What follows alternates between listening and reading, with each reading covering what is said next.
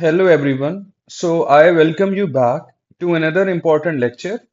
And for today's class, we are going to be discussing the fundamental differences that basically exist between the electrical communication and the hormonal communication that we humans have got in our body. So if I were to recall some of the concept from the previous classes, so we are of the view that whenever we have got this living organism with us, so this living organism at any cost, it has to respond to any of the changes he is exposed to in his immediate external environment, because if this is not responding, then ultimately any of the change that we are exposed to, so this would damage the body of this living organism, and the survival of this living organism would be compromised. And at the same time, within the body, there happens to be the changes in the core body temperature. There could be a change in the amount of the water that we have in the blood plasma and the glucose level that we have in it.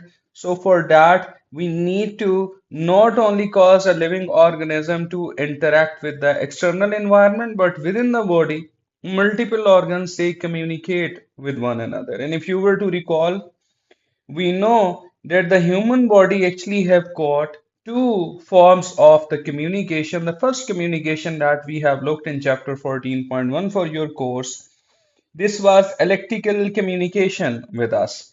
And in the electrical communication, we know that there used to be a stimulus, which was a change in the external environment, and this would be detected by the receptors. And onward, we would convey the information to the sensory neurons and the relay neuron and the motor neuron, and ultimately the message would reach the effectors, and these were the muscles with us or the glands with us. And you know that in this pathway, the form of the communication was an electrical communication, because in this mechanism, there were the signals that we used to refer to them as an electrical impulse, and then they would travel from here to the receptors and then ultimately toward the effector.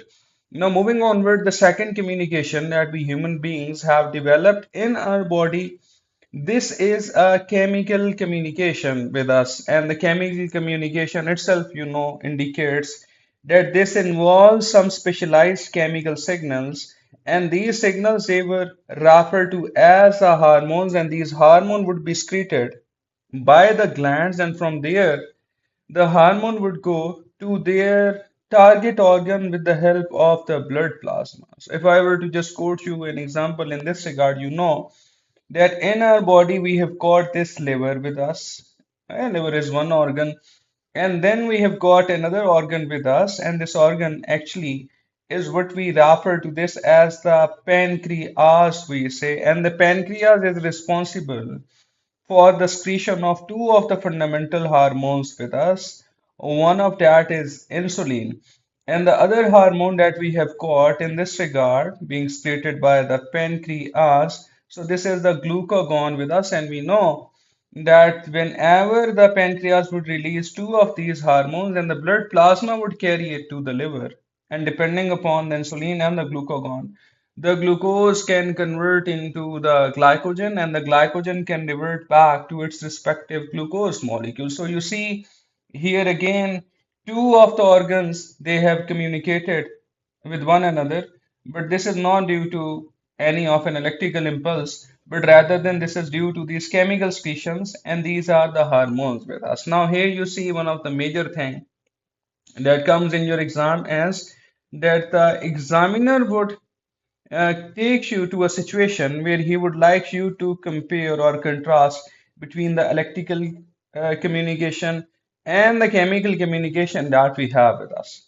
So, by simply the electrical communication, is provided by the nervous system, and the chemical communication is provided by the endocrine system. So, the major differences are, or the comparison could be, that our nervous system this is made up of the nerves, and we know that in the nerves we have got the collection of neurons, the sensory, the relay, and the motor neuron.